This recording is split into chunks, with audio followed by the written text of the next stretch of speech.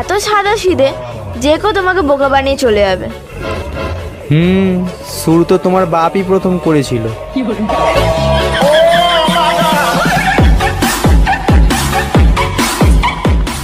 কই তাড়াতাড়ি আসো, ভাত বাড়ছি।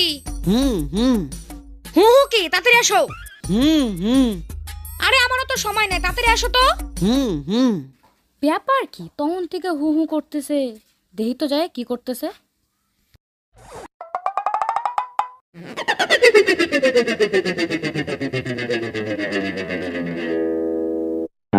কি করতেছো তুমি এই জায়গায়? শরীরে খালি বান্দরের হাত, তাই না? শুধু একটা লেজের অভাব। থাকো এরম ভাই, তোমার আর ভাত খাওয়া লাগবে না আজকে। আচ্ছা, তুমি নাকি কবিরাজের কাছে গিয়েছিলে? হ্যাঁ গিয়েছিলাম। কেন গিয়েছিলে বলো? তোমাকে হাতের মুঠে রাখার জন্য একটা তাবিজ আনতে। তো আনছো? আনতে পারেনি। গিয়ে দেখি শালার কবিরাজের স্ত্রী কবিরাজকে দিয়ে তালা বাসন মাজাচ্ছে।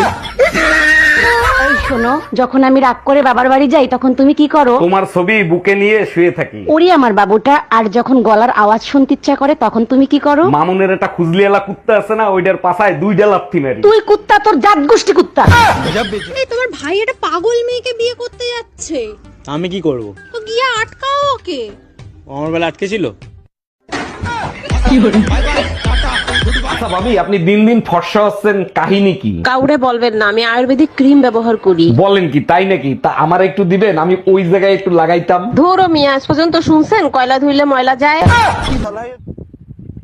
হ্যাঁ সোনা বলো। কি তোমার মাথায় ব্যথা করছে? ওহো সোনা গো,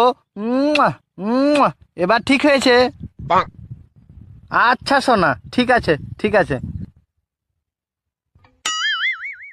কি ব্যাপার বে, তুই আমার মুখে মুখে তাকাছিস কেন? না, আমি একটা জিনিস ভাবছি যে এই প্রেমিকার মাথায় ব্যথা হয়েছে বলে কপালে চুমা দিয়া সারিয়ে দিছো, কিন্তু যেদিন পাতলা পায়খানা হবে ঠিকঠাক জায়গায় চুমা দিতে পারবে তো? তবে রে শালা। ও ঠাকুরপো, একটা কাজ করে দাও না, আমার বোন আসতে স্টেশন থেকে একটু এনে দাও না। ঠাকুরপোকে তোমরা কি মনে করো বলো তো? ঠাকুরপো এটা করে দাও, ঠাকুরপো ওটা করে দাও। ঠাকুরপো কি অতই সস্তা জিনিস নাকি? তাই বলছি, তোমার বোন কখন আসবে? থাক ও দোলকো টাকা, তোমাকে আর আনতে হবে না, আমার বোন একাই স্টেশন থেকে চলে আসতে পারবে। প্লিজ, আরে দিচ্ছি, এনে দিচ্ছি। না, একাই আসতে পারবে আমার বোন।